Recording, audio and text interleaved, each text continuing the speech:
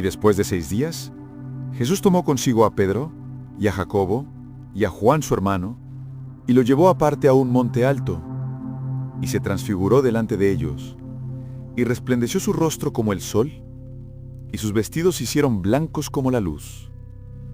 Y aquí se les aparecieron Moisés y Elías, hablando con él. Y respondiendo Pedro, dijo a Jesús: Señor, bueno es que estemos aquí. Si quieres, hagamos aquí 3 enramadas, una para ti, una para Moisés y otra para Elías. Y mientras él aún hablaba, he aquí una nube de luz los cubrió, y he aquí una voz desde la nube que decía: Este es mi Hijo amado, en quien me complazco, a él oíd. Y al oír esto, los discípulos se postraron sobre sus rostros y temieron en gran manera.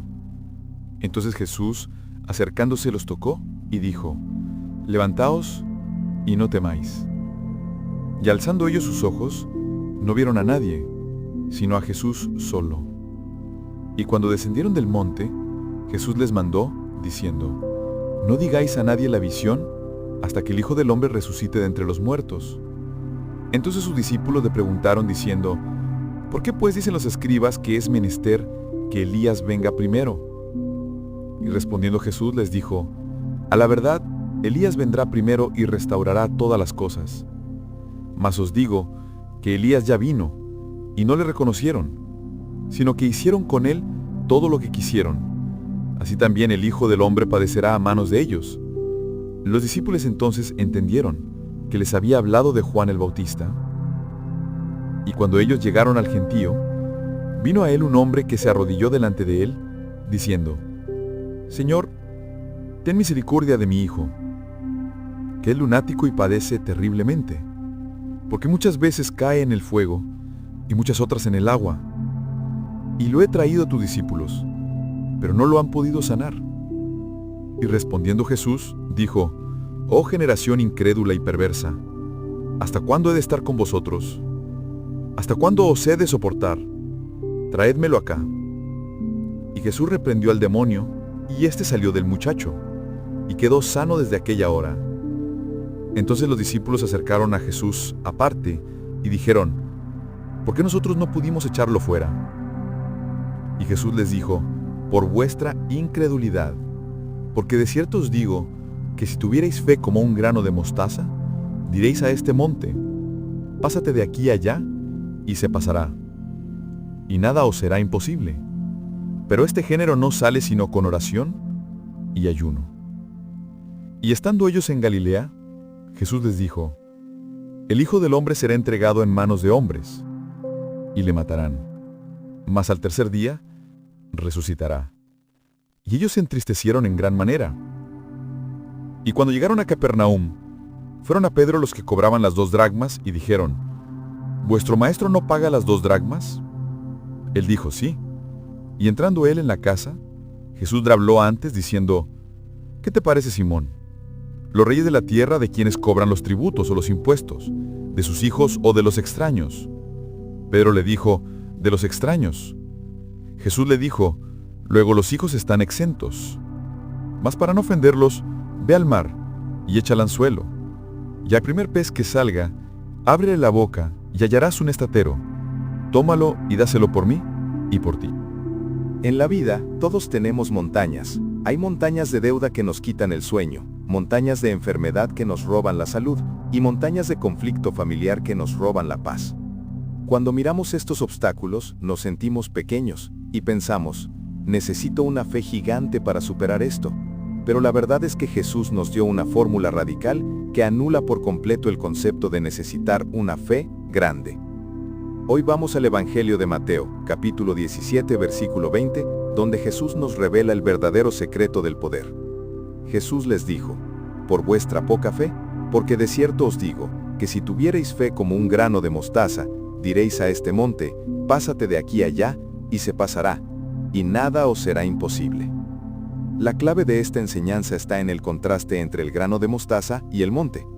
El grano de mostaza es la semilla más pequeña y diminuta que un agricultor judío conocía. El monte, por supuesto, es el símbolo de lo inamovible, lo gigantesco y lo imposible. Jesús no nos dice que busquemos una fe del tamaño de una roca. nos pide una fe del tamaño de una semilla. ¿Qué significa esto? Significa que el problema nunca ha sido la cantidad de fe que tienes, sino la calidad de la fe.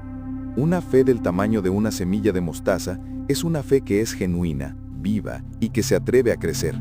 No es una fe dudosa, sino una fe que, aunque pequeña, está totalmente convencida del poder de Dios.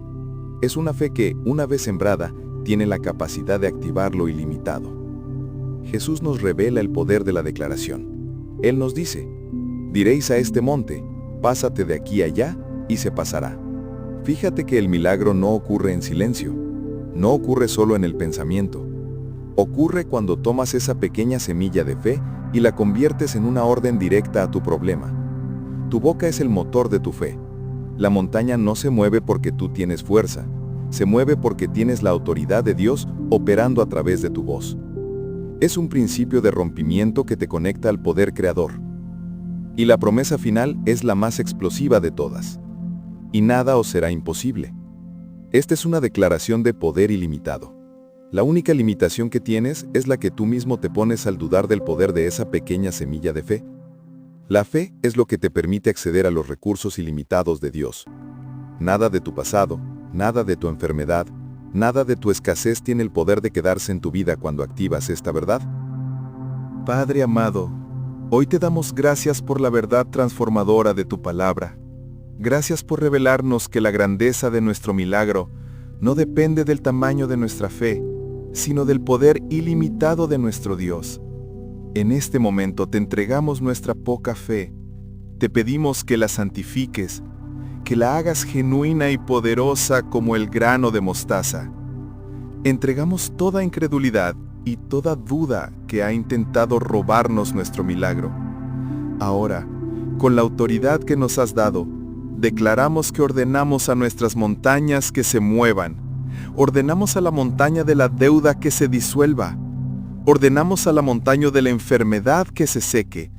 Ordenamos a la montaña de la escasez que dé paso a la abundancia sobrenatural. Declaramos que nuestro Dios es un Dios de lo imposible. Creemos que nada nos es imposible cuando nuestra fe está puesta en ti. Que el testimonio de hoy sea la manifestación de tu poder. En el nombre de Jesús, nuestro dador de fe y milagros. Amén y amén.